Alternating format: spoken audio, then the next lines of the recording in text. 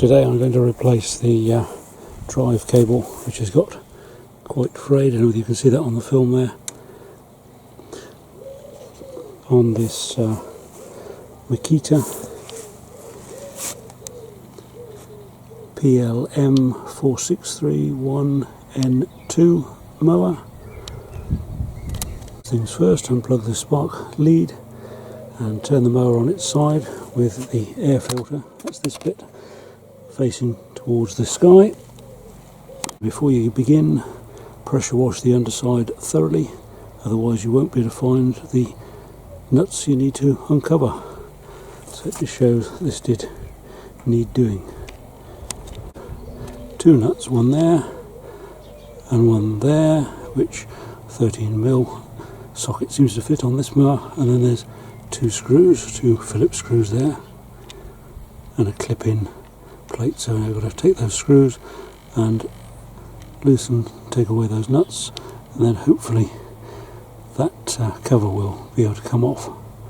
And the nuts, and don't forget the washers as well, otherwise they'll get lost, and put them in a little tray for safekeeping with a flathead screwdriver and a Phillips or posi drive style screwdriver and a little tray to collect the little bits so they don't get lost. Ideally don't do it on a lawn, because it's more difficult to find the bits if you do lose them. On a hard surface it's not comfy, but it's a bit easier to find any bits that go missing. Make sure the spark plug lead is detached. Use your 17mm sockets to remove the blade, remembering the order in which the different bits came or come off, which the blade was attached to. Now slides out, but be careful as you slide it out not to lose the little semicircular piece that goes into the groove in the drive shaft. There's the groove in this bit, which that little tiny segment there goes into that groove. It just slides back on, you know, when you've got it in the right place, because it slides on. If you haven't got it in the right place, it won't slide on. There we go, just wiggle it slightly and then there it goes. 13mm socket set to remove one, and there's another one down there, two nuts and two Phillips or posi drive type screws there. So take those off completely and put them in your little tray for safekeeping. The most important tip comes in: pressure wash the underside of your mower before you start any of these operations, otherwise you won't be able to find these nuts and screws, because they'll be covered in grass unless you keep a very, very tidy mower. Undone your two nuts and taken the washers carefully off and your two screws, you can then just gently ease off the plastic cover. Just make sure you don't dislodge this little metal spline here, or little metal piece which is in this little slot. If you do, just make sure you put it back exactly as you found it. Now get ready for all the dust and grass to reappear from around the drive belts. So with a bit of wiggling the cover comes off, and all this debris was inside this cover surrounding those drive belts, so that normally hasn't helped things, no doubt, and it obviously shows the need for regular servicing of mowers, because this is a fairly new mower. Just taken off the wheel cover, wheel nut and wheel, so I can get to these two little bolts here, which are quite hard to get at. One's easy on the left, the one on the right is a bit near the wheel for my, couldn't get in there with my little spanner because it was too tight, so I'm now going in with my bigger electric screwdriver with on slow speed with the 8mm socket attached. I've taken those two bolts off. That's now taken off the tensioner for the drive belt. So you have the new drive cable the right way round. Feed it through the little hole there. Comes out through the chassis down here and comes through this little blue sort of loop arrangement and then goes back off towards the drive itself. Now taking out these two nuts that hold the drive shaft assembly in place and just using a spanner for those. That seems to work okay. Gain easier access to the drive assembly cable connection point. I've taken out these two clips and the tensioner assembly completely and push back the height adjustment handle so as I can get it over that larger black sticky uppy bit, and then gently ease the drive shaft out from the chassis on both sides. Make sure you don't damage anything, and then just then gives you that bit more room to play and you can gain access and see where the connection points are for the drive cable. I've taken the one part of this off here where my waggly finger is already, so that has to be put back. Not exactly where you see it now. With your gloves on, if you pull hard on this cable here, which is the one you're trying to remove, you can then pull it out. Can't show you on the video particularly easily, but you basically pull it out. It's quite tightly fitted in, so you pull that out and take it off, and then you take the other end off. Probably easier once you've loosened the top fittings up at the handle end.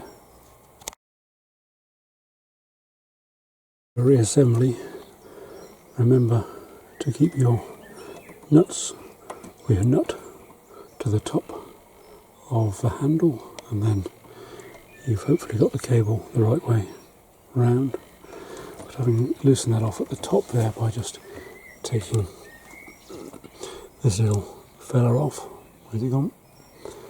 Then you've got a bit more room to work under the chassis.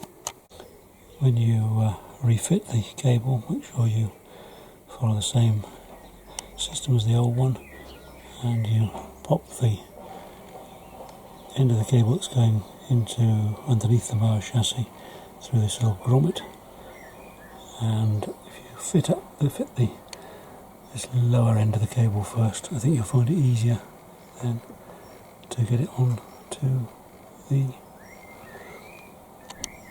adjuster. You can see there where the cable comes through the little grommet that I mentioned at the top, and then make sure you put the new cable back through this little loop of metal here, which so make sure you just bring the new one back through there, because that gives it some more of its tension, and then it will fit into the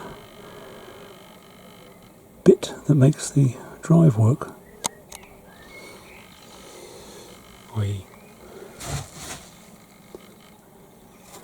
This bit.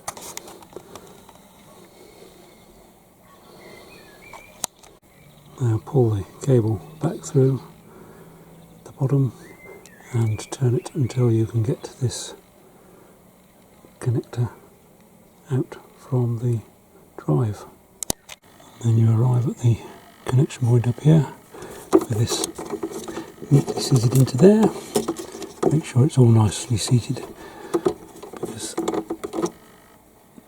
and then you can now put the drive belt back on and start to replace the appropriate parts, and then we'll finish off by doing the connection at the top at the end. Gently and carefully persuade the axle back into the chassis so it's back in its correct position without making sure you don't damage anything when you do it. I've taken this wheel off just to give a bit more easier access to the connection nuts and bolts. These little brackets are now nice and secure on either side with this little flange facing the to the inside of the mower here. Make sure those nuts and bolts are nice and secure. And now, before we put the tensioner back on, which goes into these two holes here, there we go, these two here, we'll put the fan belt or drive belt back on. We now put the tensioner flange back on. I think that's the way it goes. Doesn't seem to go the other way, so it goes over that bit there. And then the bolts back on to the chassis there. So the tensioner flange is now back in position. And then there's these two self-tapping bolts, which are tightened up using a number 8 hex head, nice and tight. The tensioner bracket is now fitted in the correct position. As you can see, it's around that little knobble there. And then we've popped the bolts back in, and now we're going to tighten up with a number 8 mil or 8 mil socket using my little handheld Bosch screwdriver, which I find is quite useful for some of these things, but not all of them. Now, having put the tensioner back in, you'll see that the fan belt is reasonably tight, in quite good tension again. Just make sure it's on both pulley wheels correctly. Refit your wheel with a 12 mil socket. Do it up nice and tight. Make sure the wheel's in the right position and it's in the drive. Refix your drive belt cover, which is this black lump here. If you get this bit in first, which is sort of an in-out bit, if you like, so make sure that you've got that bit overlapping the metal bit and the inner bit going into the turquoisey bit. And similarly at the top here, behind there is another turquoisey flap of metal. Just make sure that this is on the outside of that flap of metal. And then just ease the 1, 2 bolt heads through, and then put the nuts, and make sure you put the washers as well, so nuts and washers on those two, and 2 Phillips Allen type screws on those to secure them. Refit the blade carrier and blade in the same order that you took them off, making sure that that groove is aligned with this little metal bit here sticking out, and just gently ease that on till it sits nice and comfortably. Then that fitted on there nice and easily, and it's nice and comfortably fitted and quite tight. And then don't forget to align these two sticky outy bits with your blade and put the blade on the correct way round. Refit your blade so it looks like this sort of shape. As I say, just replace it in the same manner you took it off, and then you'll be fine. And we've used a millimetre socket to do that up nice and tight.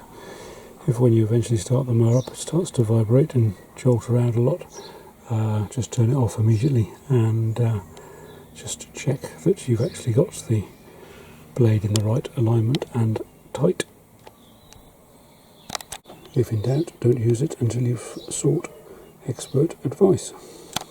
Connecting the cable at the top, it's easiest just to push this bar into the centre, which allows you to release it from the handle. It makes it easier, gives you a bit more movement room to fix this in as this.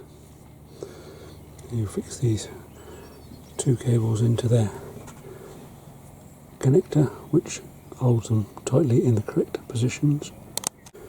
Pop the cables in the correct order into their little housing, which holds them nice and neat and comfy, and then bolt that, or put that back onto the bolt.